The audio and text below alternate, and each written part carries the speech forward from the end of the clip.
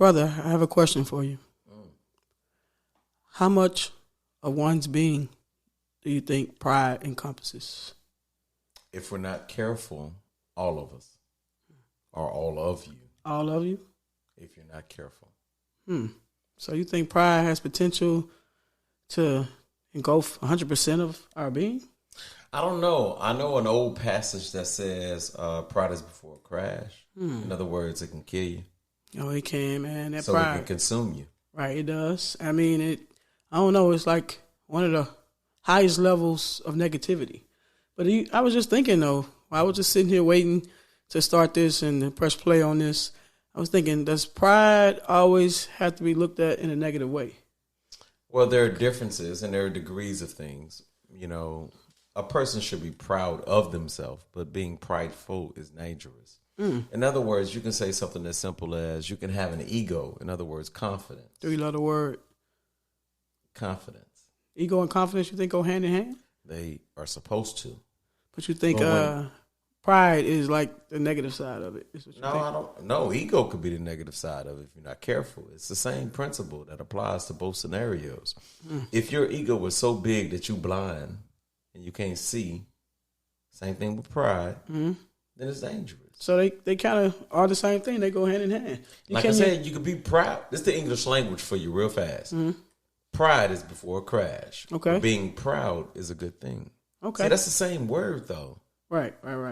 English language. Yeah, because I was thinking there have been times where I've been very prideful, because I can go there and I get into that a little bit later. But I think it has fueled me towards great results at times. The pride, the thing that's looked at as a bad thing, and maybe I was in a bad place with the pride for the reason of me having it, but it drove me to do some things that were, magnificent or amazing. Well, that might be attached to confidence and belief, what you're referencing. You think so? But you have to be careful because, again, when we're in a stumpish type of way, when you're stepping on type of people. But you can have too much pride to give up or too much pride to fail. That's the way I look at it. Like, I've been in situations where most people probably would have given up or, would have just threw in the towel. But my pride said, I can't do that. I can't go back home. I can't let people think I failed at this. I can't let people think this relationship is over with. I got to keep going. That type of pride is connected to belief, not quitting. Okay. Again, I told you the danger is, you and I both talk about things of this nature. The danger is when pride makes you blind. Okay.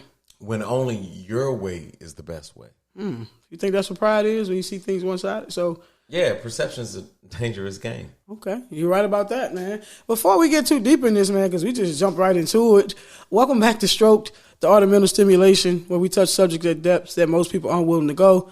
You know how we do it. We dive in, we go deep, we keep it raw. Transparency at its finest, man. We don't miss a beat. Let's get stroked up. Let's get stroked up. So, that's one of the things that we have to understand about ourselves as people. We do have natural courses of action. Pride, ego, those are attached to the idea that you're supposed to be able to accomplish something in your life. And most of us to a degree have that, where we think that what we're doing is the right thing. Right. Now, conditional thought will have us start determining right and wrong, and then pride start playing a different game. Got you. What about pride when it comes to, we're going to go to relationships and dealing with people? Because I had situations I brought up before on our death episode. I forgot which one it is, but you want to go back and check it out. I had a cousin that passed away. She actually committed suicide, and we hadn't talked 7 months prior to that. I don't remember if I dove in that deep. We hadn't talked for like 7 months, and all because of pride, because I didn't want to be the first one to talk to her, and she probably didn't want to be the first one to talk to me. But before that, we were inseparable. We were always together. We poured into each other. We was each other's crutch, per se. But those 7 months, we didn't talk because an issue came about, and she passed away, and I passed away without having talked to her in 7 months, and that really did something to me. It took a toll on me, and I almost thought for a moment, like, if she had me to talk to, would that have happened? So pride can be very painful as well. You can miss out on some of the best opportunities and some of the best people, man, people that love you the most. As we say, pride is a dangerous game. It is. Pride is before a crash. It leads to turmoil. So we have to be careful. Let's set our pride aside for a second. So let's make it personable. Let's say you and I had a misunderstanding. Okay. What's one of the most crucial things we have to do? We have to be able to communicate, but for temporary time, we have to try to set our pride aside. And that's a tough one when it comes to two stubborn individuals, man. Well, yeah, but look, one of the things that we do, all right, we have to swallow it till you reach out. That's number one. Now, that doesn't mean automatically that the moment we start talking, the pride is gone. No, it's not. We subjected the pride for a second to even reach out to each other. But it's like you breathe again, because we've had moments. I'm going to be transparent. Well, we had disagreements and we weren't talking. I mean, we didn't walk past each other. Not said a word. Been in the same atmosphere. Felt each other's energy. I look across the room, you look back, and we on the same page at the same time. Right, saying, man. I know he ain't looking at me. I hate that. Like, man, why he got to be looking? Why I looked over there? Petty, man. Petty, but pride at its finest, man. And like, what if the next moment one of us was gone, or we wasn't blessed with this opportunity or something, man, because of pride. So I just think of that. I can think of the feeling of being in it. It's super heavy. Anybody who's ever had those prideful moments when you've been around those people, haven't talked to, it's super heavy. It's like a dark cloud over you, and it's like the only thing. It's a split second, man. Split second, and all you have to do is open your mouth and say a word to the other person, man. And then when you do finally talk to them, it's like it clears up. Right. No matter if you haven't come to a conclusion yet or you haven't figured it out, something about when you finally open your mouth to communicate, that's another episode we had, the misconception of communication. To communicate, it's like all that disappears. So I want to go back a little bit before that moment. All we have to do is take a deep breath and act like everything's okay. And I say act like because at the first moment you're saying it's okay. It's pretend at that moment because you're by yourself. That's easier said than done. Oh, I know. But the moment you take that deep breath and pretend that everything is actually okay because you're by yourself, you haven't interacted with another person yet. So technically you're pretending. Mm-hmm. The times that I've been able to move on fast, and I can say you, whoever, ever, it's when I go to God and I talk to God. I was like, this don't really make no sense. This is stupid, and I'm feeling this way for nothing. It's feeling inside of me. I mean, I feel like something has a hold on me, and I go to God and I pray and I release and I give it all to Him. And no matter what my problem is in life, God is always the answer for me. So I want to hit you deep and raw. So what's the first thing God did to man? First breath. Okay, well, there we go. So breathe. Easier said than done. Sometimes I'm breathing so hard, I want to be stupid on this mic. I was about to start breathing. I'm breathing so hard. I'm like, because his words echo in my mind, because he always say this positive stuff. And I'm like, okay, just breathe. Just breathe. That's not working. But it's the first thing that was granted us. Yeah, true. The breath of life. Right. So why are we not doing that for ourselves? We're moving so fast that we're depriving ourselves of oxygen to our brain. Right. When we slowly breathe, we produce more oxygen to the brain. That's just simple science. I'm sorry, that, man. But it goes back to communication. Overall, we just want to be right.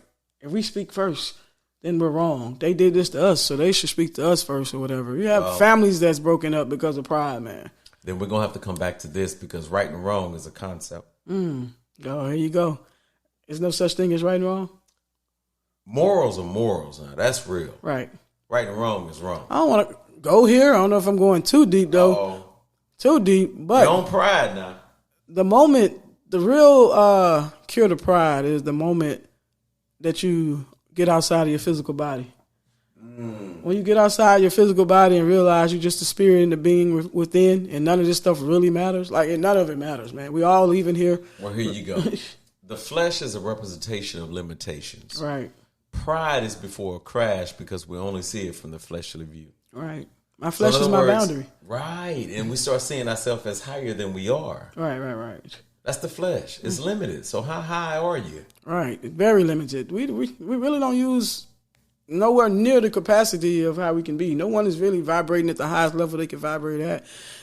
It would take getting outside of that, man. And that's the toughest thing. I know a lot of people don't understand that. We kind of get in the head. Pretty sure we'll cover that on another episode. But once you realize and you really center yourself and forget the body and forget all these human rules and forget looking crazy and forget this and forget that, nothing matters, man. And that's when you're able to be at your highest level. You're able to get rid of that pride. That ego doesn't matter. Well, let's go ahead and identify some things for ourselves and people along the way. What do you think some of the major contributors are for us to be so prideful that we don't see other people's views, we don't see love, we don't see concern, and we start letting our ego dictate? Maybe hurt. Pain. Hurt, pain, yeah. You're hurt, you feel some type of way, and you can't get outside of that feeling. You're not realizing that all that is just an emotion. Emotions are a part of life, and we discussed that before. You just have to learn how to process and get past it. And it always goes back to communication. But in some type of way, you felt betrayed, or you felt embarrassed, or you felt put on spot, or you felt things wasn't going the way you want them to go, and you feel like that person put you in a situation you don't want to be in, and you don't know how to come outside of it. And you could be wrong, but in your mind, perception is something else. In your mind, that's the way you perceived it. You are the one that was wronged, and I don't want to speak first. They need to come make up with me because I know my worth. I know my value. They need to come talk to me if they want me in their life. And both of you guys thinking the same thing, and you go along the life path of being away from each other. You separate, and for what? Well, you make me think of this principle. Pride is a protector. You're trying to protect your vulnerability. I like that. That's the one. So that's what ends up happening with us. All of a sudden, we're trying to protect something because of our pride. That's the one. We don't want to be weak. We don't, or perceived as weak. Right. Or that vulnerable. That's the one for me. If no one else. That's it right there. So that's a dangerous game. Pride is a wall. Pride is a wall, and it's a dangerous game, and you shall crash, because even the wall, Berlin, came down. Okay. So, as usual, what do? How do we get outside of that wall, man? What is the most simple way we can break this down for people and ourselves? Because I'm learning, too, as I'm speaking to this, because I'm still not past the pride issue, man. I tell people all the time, I'm going to get back to what I just asked you. I tell people all the time, my pride and my ego is bigger than my heart. I say, so I can love you to death, but if you mess with my ego, it's like I can go without talking to you for the rest of my life, and that's bad. That's not a good thing. Here's a principle. What can man do me? What a weapon formed against me? You know, a lot of us, and especially in North America, have heard phrases like that, in the South especially. But, you know, at the end of the day, what can man do you? You know, whether it's their words, their actions, or anything of that nature. So there's no reason for us to be prideful, because whatever they do, say, should not affect us in that type of capacity where they start dictating our life. Right. If we have a belief system that's greater than humanity, you know, bigger than people, right, then that won't actually really matter. You know, and look, easier said than done, as you mentioned a little earlier. It's a hard thing because we have to let go of that protection of oneself. Because, see, that's how pride gets attached. Right. We start thinking we got to self-preserve. I got to protect this home. I got to protect this body. Right. So we do not allow ourselves to be connected as people. And that's one of the most crucial things, is that we are supposed to allow ourselves to connect to one another. Right. And I find myself, that you brought that up, the protected thing, that's the one. I find myself, if someone so-called wrongs me or whatever, I don't want to speak to you because I feel like if I speak to you too fast, you'll think you can just do that again. I need you to know I'm hurt. Instead of using my words and communicating and saying I'm hurt, because I don't want to do that. That's the pride too. I need you to come over here, and I need you to suffer a little bit without my presence. That's how I feel. But they moving on with their life. The misconception of communication. We'll go back, and you gotta go re-listen to that. Yeah, they moving on with their life, man. But here's the thing: we have to communicate with each other. The moment we start suppressing things creates that problem where we can't communicate. As we do not communicate with one another, guess what starts building along the way? Suppression and pride. It does, man. So, back to that question I asked you, what do you think? Like, maybe the first step, how do we simplify the process of getting past that? I want you to get into a moment where you've actually felt prideful and you've been through that. That's what we try to do, to actually sit in a moment, feel those emotions, and try to help other people while helping ourselves. Oh, well, one of the biggest conflicts that I ever have is, you know, yes, technically speaking, we're all prideful individuals, we're flesh. And the moment there's a conflict and emotion starts to arise, my first statement to myself in my mind is, I want understanding. You want understanding? Understanding will create humility. So when you're feeling prideful, you go to, I just wish somebody understands me. No, I want to understand what's happening. Oh, you want to understand the situation. Yes. So you sit there and you process first, like what just happened. That'll create humility immediately, because guess what? Here's another ancient teaching. Seek understanding and you shall have it. Seeking understanding creates humility because it means you know nothing. Right. It's moments though when people take that moment, they pause, they think about what happened, and you may think, that didn't have to go like that, that didn't have to that, and the pride still gets in the way that I still don't want to say anything to you, even though I've been wrong before, and not wanting to walk to the person and say, hey, I was wrong. Right. That's the thing right there. But the only method we can do at that particular time is continually seek understanding. Okay. And then what? And then what? I understand the situation. Now, how do you get past that feeling to proceed and go talk to the person or do the next step to get past it? You can understand all you want, but if you're not saying anything, if you're not doing anything about it. Well, we're using the example of conflict, right? Yeah. Because conflict is usually what creates the bigger ego, the bigger pride scenarios that are dangerous. So if you and I have a conflict and we're constantly seeking understanding throughout the entire process, it creates humility because you're trying to understand. So it takes time. You're trying to see the other person's perspective. Mm-hmm. And as that perspective comes to you, you're breathing and you're trying to constantly understand. Now, as you express your emotion, because that's attached to pride. And that's the hardest thing to do. But if you breathe, settle the emotion, guess what comes next? Okay, how about this? Okay. Go ahead. What comes next? Logic. There you go. I had to hear that last part before I jumped. My brain jumped before I finished hearing what you had to say. How about this? Let's think about a time that we actually had strife. Mm-hmm. I don't know if I want to bring up a specific situation. I want to know the process that you went through. A time that we ain't talk about something for 3 days or whatever. While you trying to find this understanding or whatever. What type of thoughts were going through your brain? And on the flip side, I'm going to tell you the thought. We're being wrong here. I'm going to tell you thoughts that were going through my brain. Because my brain is like a computer. I compute it over and over in my brain. Well, be honest, be raw. I'm an analytical individual. What I try to do to myself is make myself constantly just be patient and breathe. However, naturally, you go through distrust. We're not speaking about general, specific. You go through distrustful thoughts.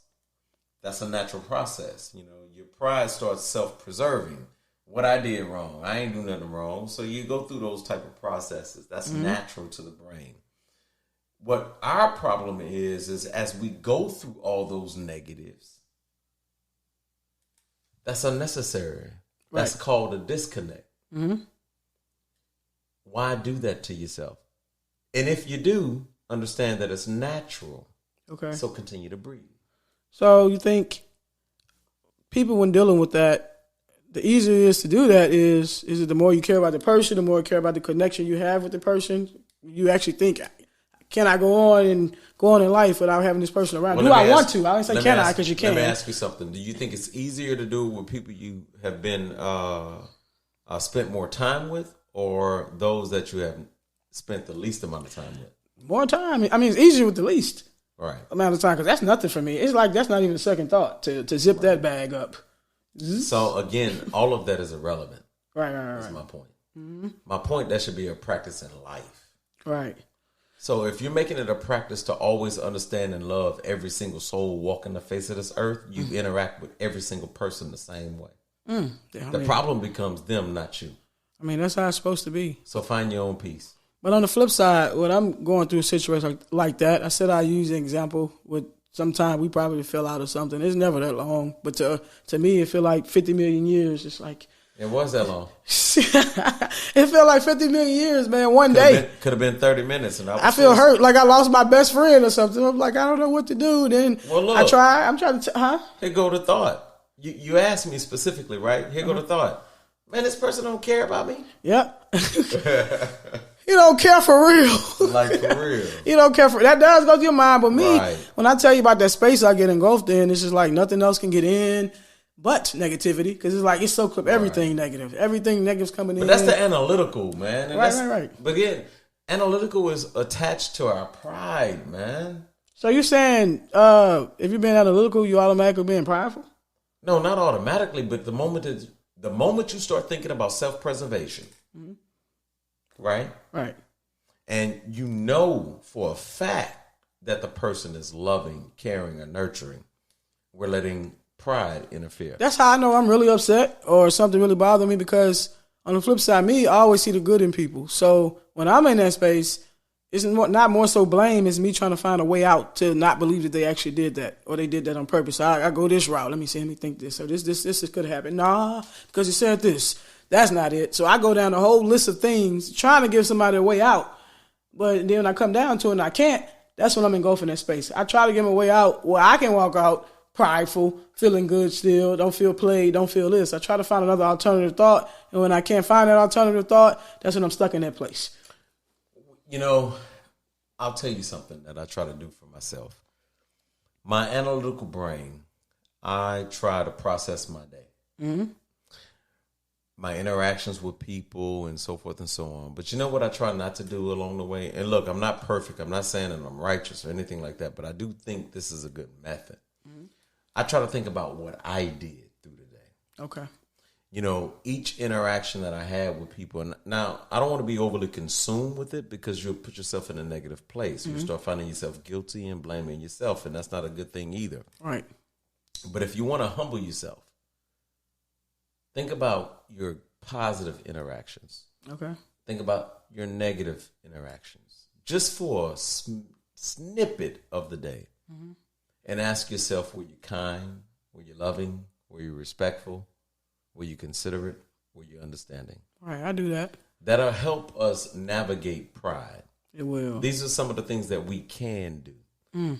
And again, I'll show you something that makes you even more humble. What is that? Step outside for a second in a thunderstorm and realize that a bolt can strike you down.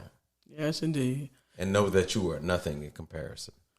What about the moments when you're in the midst of something with someone, y'all not speak whatever, and you try to act like you're having so much fun? You're having the time of your life or whatever, but in the back of your mind, they still there. The issue is still there, but if they see you, it's like, oh no, I'm having a great time. I don't have to have you around. Petty. Petty, man. I don't know. For me, I don't exist that way. So if I'm having fun with you and you harmed me or did me something, obviously if I'm still around you, it wasn't significant enough. Right. So we have to ask ourselves, you know, are we able to get past small, you know, because it's always small. Once you get past it, it's like, that was stupid. Like, well, perception is a dangerous thing. Again, how do you perceive it in your mind? Right. I read Don't something. Don't ever forget we have triggers, right? We do. We all have triggers. We all have triggers. And our pride will cause us to magnify. I read something that said, pride is the burden of a foolish man. Pride is the burden of a foolish man. For some reason, this generation, they're very prideful, man. That's the same Bible passage, by the way. Oh, really? Mm-hmm. Wow, I don't even know where I read it at. Just a different translation. Gotcha. It means the same thing. Right. But I was speaking of this generation. It seems like it's more pride in the world right now with everything. I guess everything is put on display.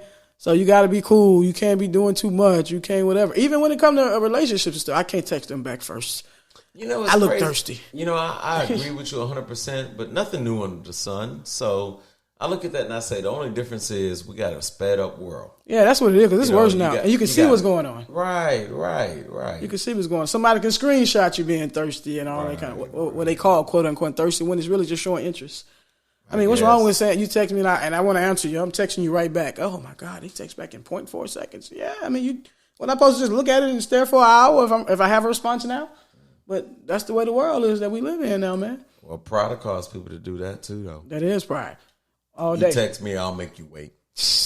I wish, man. You look up and you be blocked. I was finna say don't have a number, don't have a name in the phone, but you probably ain't got one of those in there. Well, anyway. Again, I don't believe in pride like that. So, don't make me tell a story. I will not.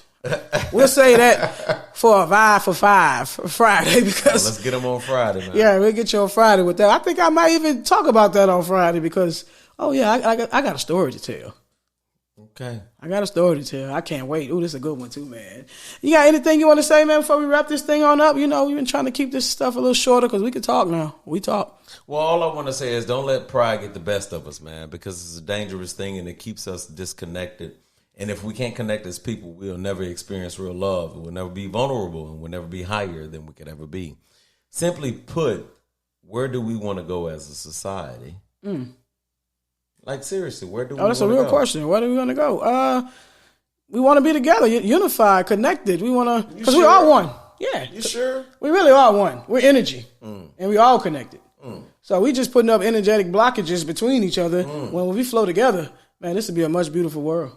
Well, pride is divisive. Pride is divisive, man. On that note, we're going to get ready to wrap this thing on up. You guys know what to do. Follow, subscribe, go on Instagram and all those other places that we're on at Strok'd, STROK'D _ the podcast, at Strok'd, STROK'D _ the podcast. Dude, you silly.